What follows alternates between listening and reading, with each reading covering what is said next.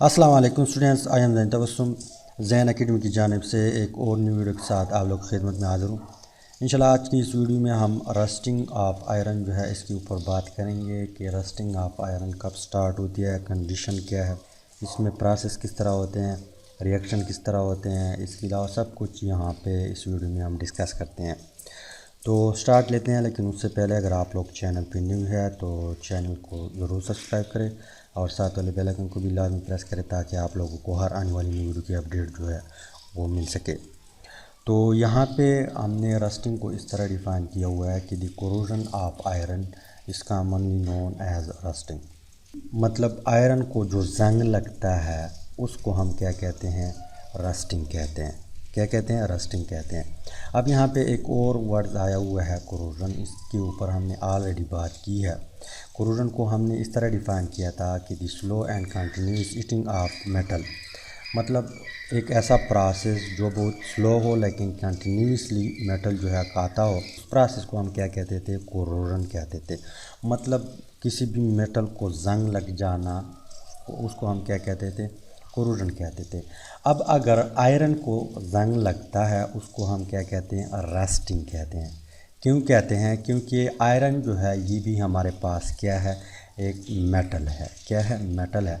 तो इसी वजह से यहाँ पे इसको इस तरह डिफ़ाइन किया हुआ है कि the corrosion of iron is commonly known as rusting. मतलब ये है कि आयरन को जो जंग लगता है, जो लोहा है उसको जो जंग लगता है उसको हम क्या कहते हैं, रस्टिंग कहते हैं। क्या कहते हैं, रस्टिंग कहते हैं। अब कंडीशन हमारे पास क्या है, कंडीशन का मतलब ये है, ये जो जंग लगता है ये किस वक्त अटैक करता है आयरन के ऊपर। जो रस्टिंग होता है किस वक्त अटैक करता है आयरन के ऊपर। अगर कंडीशन फेवरेबल हो तो उस वक्त अटैक करेगा। वो कौन से कंडीशन है, तो फर्स्ट वन कंडीशन हमारे पास क्या है, तो फर्स्ट वन कंडीशन हमारे पास ये है कि जो लोहा है या जो आयरन है, उर्दू में लोहा कहते हैं, आयरन केमिस्ट्री ज़बान में कहते हैं, वहाँ पे डेंट्स होगा या स्टेन होगा। डेंट्स या स्टेन का मतलब ये है कि वो लोहा जो होगा उसके ऊपर चोट ज़रूर लगा होगा, वो ज़ख्म होगा। अगर डेंट्स नहीं है, स्टेन नहीं है, मतलब लोहा जो है उसके ऊपर चोट नहीं है, तो रस्टिंग स्टार्ट नहीं होगा। फर्स्ट वन कंडीशन हमारे पास क्या है कि डेंट्स ज़रूर होगा। क्या होगा, डेंट ज़रूर होगा। सेकेंड वन पॉइंट हमारे पास क्या है कि इस डेंट के आसपास यहाँ पे इर्द गिर्द जो है मॉइस्चर होगा। मॉइस्चर का मतलब ये है कि वहाँ पे वाटर के मालिक्यूल भी होंगे, इसके अलावा ऑक्सीजन भी होगा।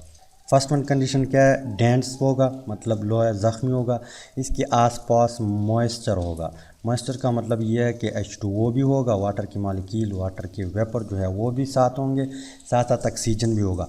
अगर ये नहीं है, सपोज़ हमारे पास वाटर की मालिक्यूल नहीं है यहाँ पे और ऑक्सीजन है, तो फिर भी रस्टिंग स्टार्ट नहीं होगा, मतलब रस्टिंग नहीं होगा, लोहा जंग नहीं होगा, जंग होने का जो अमल है वो स्टार्ट नहीं होगा।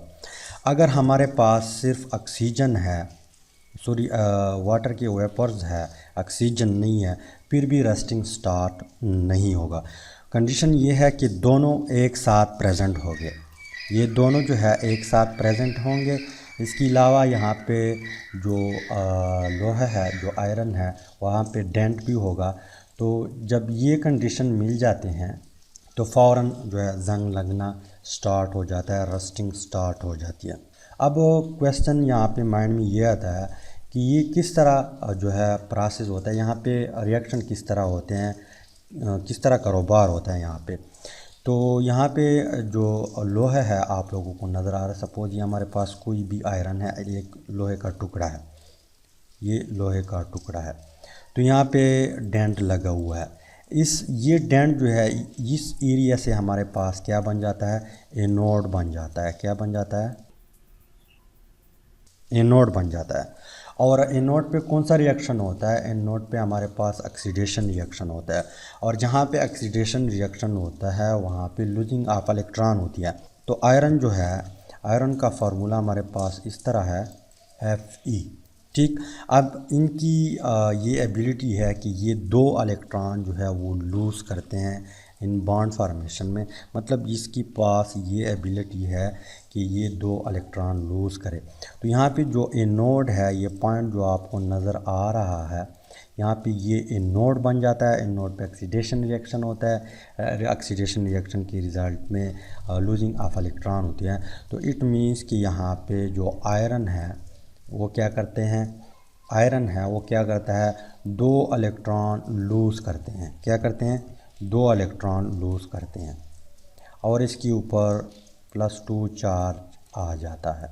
लेकिन यहाँ पे हम 2Fe लेते हैं जो आयरन है, कि हमारे पास 2 आयरन के एटम है। तो अगर 2 है, एक अगर 2 इलेक्ट्रॉन रिलीज़ करते हैं तो 2 आयरन कितने रिलीज़ करेंगे, 4 इलेक्ट्रॉन। तो यहाँ पे इस एनोड एरिया में क्या करते हैं, 4 इलेक्ट्रॉन ये रिलीज़ करते हैं।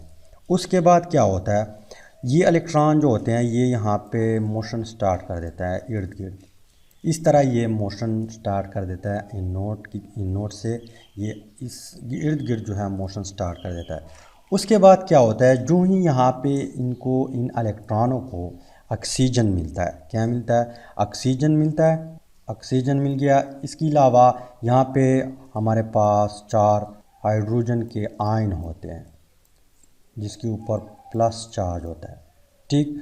और यहाँ पे ये 2 इलेक्ट्रॉन ये 4 इलेक्ट्रॉन भी होते हैं। सपोज़ हमारे पास ये इसने मोशन स्टार्ट करते हुए यहाँ से यहाँ पे आ गए, यहाँ पे इसको ऑक्सीजन भी मिल गया, इसके अलावा यहाँ पे 4 हाइड्रोजन भी मिल गए। उसके बाद ये क्या करते हैं, आपस में रिएक्शन करते हैं और क्या रिज़ल्ट में आपको क्या मिलता है, आपको मिलेगा 2H2O मॉलिक्यूल। किस तरह यहाँ पे ये 2H2O मॉलिक्यूल में कन्वर्ट हुआ। यहाँ पे 4 हाइड्रोजन है हमारे पास। सपोज़ हमारे पास 1 हाइड्रोजन है, इसके ऊपर प्लस चार्ज है। मतलब ये है कि इसके पास 1 इलेक्ट्रॉन था लेकिन वो भी चला गया। जब वो चला गया तो इसके न्यूक्लियस में ओनली प्रोटॉन है हमारे पास। प्रोटॉन के ऊपर पॉजिटिव चार्ज होता है, तो इसका मतलब ये है कि इसके पास इलेक्ट्रॉन नहीं है।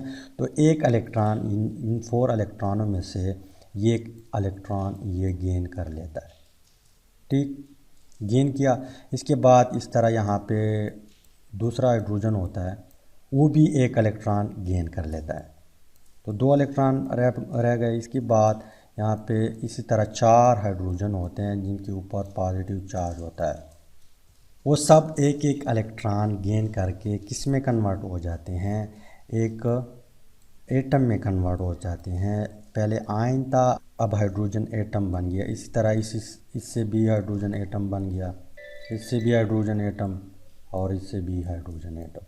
क्यों एटम बन गया है, क्योंकि यहाँ पे सपोज हमारे पास न्यूक्लियस, ये हाइड्रोजन की न्यूक्लियस है, इसके वैलेंस शेल में या इसके शेल में जो है एक ही इलेक्ट्रॉन पहले नहीं था, सिर्फ इस तरह न्यूक्लियस था। अब इसने इलेक्ट्रॉन गेन किया, यहाँ पे 1 इलेक्ट्रॉन आ गया, 1 इलेक्ट्रॉन है, 1 प्रोटॉन है, तो ये इसी तरह है सारे हाइड्रोजन। अब यहाँ पे ऑक्सीजन भी हमारे पास है। क्या है, ऑक्सीजन इस तरह बॉन्डेड है। यहाँ पे 1 ऑक्सीजन है, इसके दरमियान डबल बॉन्ड है, तो ये बॉन्ड ब्रेकअप हो जाता है। अब हमें मालूम है कि 1 ऑक्सीजन जो है 2 बॉन्ड बना सकते हैं। तो 1 बॉन्ड इसके साथ बना देता है और 1 बॉन्ड इसके साथ बना लेता है, तो यहाँ पे शेयरिंग ऑफ इलेक्ट्रॉन होती है। तो ये हमारे पास क्या है, एक वाटर मॉलिक्यूल है। इस तरह यहाँ पे ये दूसरा ऑक्सीजन जो है इसके साथ भी बॉन्ड बना लेता है, इसके साथ भी बॉन्ड बना लेता है, तो हमारे पास रिजल्ट में क्या आता है, वाटर मॉलिक्यूल। तो इस तरह यहाँ पे 2 वाटर मॉलिक्यूल आ गए। इसके अलावा यहाँ पे एक और क्वेश्चन क्रिएट होता है कि यहाँ पे जो हाइड्रोजन है हमारे पास आयन, ये कहाँ से आ गए। ये प्यारे बच्चों, ये जो है हमें मालूम है कि एयर में जो है, एयर में जो वाटर के वेपर्स होते हैं वो मौजूद होते हैं, हमें मालूम है। तो यहाँ पे H2O हम लिखते हैं, H2O जो वेपर फॉर्म में है, एयर में मौजूद है। इसके बाद एयर में हमें मालूम है कि कार्बन डाइऑक्साइड भी होता है, O2 गैस वो भी होता है। तो इसके रिज़ल्ट में जो है क्या बन जाता है, कार्बोनिक एसिड। अब यहाँ पे इर्द गिर्द जो है कार्बोनिक एसिड भी होता है। उसके बाद यहाँ पे कार्बोनिक एसिड पहले से बना हुआ है, ये आप लोग पॉइंट नोट करें। तो यहाँ पे कार्बोनिक एसिड होगा, उसके बाद इसकी ब्रेकअप होगी हमारे पास सपोज 2 कार्बोनिक एसिड मॉलिक्यूल है, इसकी ब्रेकअप हो गई तो यहाँ पे क्या होगा, 4 हाइड्रोजन आयन जो होते हैं वो यहाँ पे कार्बोनिक एसिड प्रोवाइड कर देता है। इस तरह इसकी कार्बोनिक एसिड की ब्रेकअप हो जाती है, इलेक्ट्रॉन ये ले लेता है इसे, यहाँ पे सिर्फ प्रोटॉन रहते हैं, तो यही 4 हाइड्रोजन जो है ये कार्बोनिक एसिड यहाँ पे प्रोवाइड कर देता है। ठीक, ये फर्स्ट वन प्रोसीजर है। लेकिन यहाँ पे एक पॉइंट और भी नोट करें, यहाँ पे जो रिएक्शन होते हैं ये रिएक्शन ये हमारे पास क्या है, कैथोड बन जाता है। और कैथोड पे कौन से रिएक्शन होते हैं, कैथोड पे रिडक्शन रिएक्शन होता है।